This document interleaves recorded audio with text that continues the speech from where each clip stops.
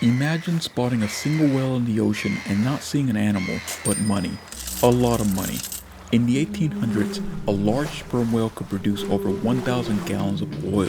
That's enough to fill 20 bathtubs. That's right, before electricity, before gasoline, before modern oil, whales were used to power the world. Picture this, it's the 1800s and things were getting brighter. Cities were growing and factories were expanding. All this modernization required light. Candles existed, but they were often made from animal fat. They smoked, smelled, and didn't provide much light. Whale oil was different. It burned brighter, it burned cleaner, and it became one of the most valuable commodities on Earth. The most prized product came from sperm whales. Their oil was refined into fuel used in lamps to illuminate homes, businesses, and city streets. But lighting wasn't its only use. Whale oil was also used as lubricants in machinery.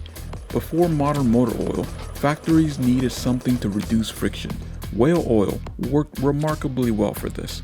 In a world that was becoming increasingly industrialized, demand exploded. And where there is demand, someone will find a way to profit. Soon, entire fleets were sailing across the ocean in search of whales. Whaling became one of the largest industries of the 19th century. The center of the business was New Bedford, Massachusetts. At its peak, the city became one of the wealthiest places in America. Investors financed voyages. Captains commanded ships. Crews signed up for expeditions that could last years.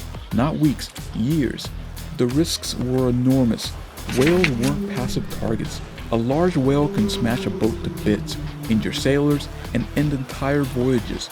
On top of that, storms, disease, accidents, and shipwrecks were constant dangers.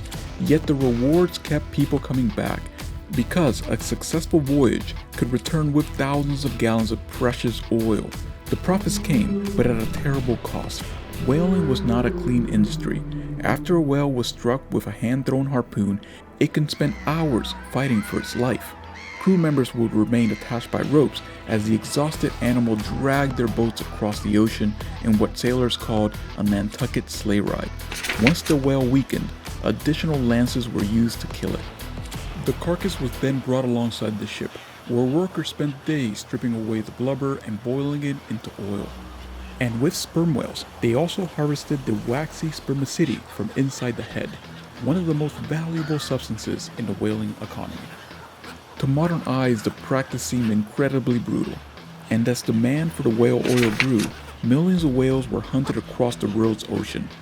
What once seemed like an endless resource was becoming increasingly scarce. Ships had to travel further and further from home. Voyages became longer, costs increased, and critics began questioning the practice altogether. Then, in 1859, everything changed.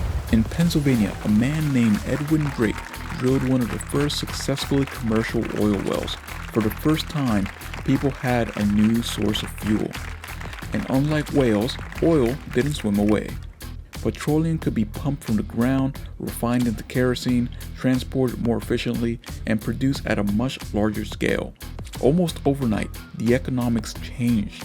Whale oil could no longer compete. The industry that powered homes, factories, and cities began its long decline. By the end of the century, petroleum had largely taken its place. This story isn't really about whales, it's about innovation.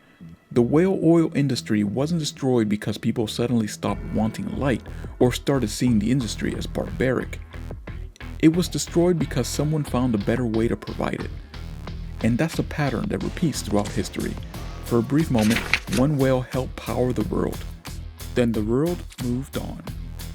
And just like that, one of the most important industries of the 1800s became a chapter in history. Thanks for joining us.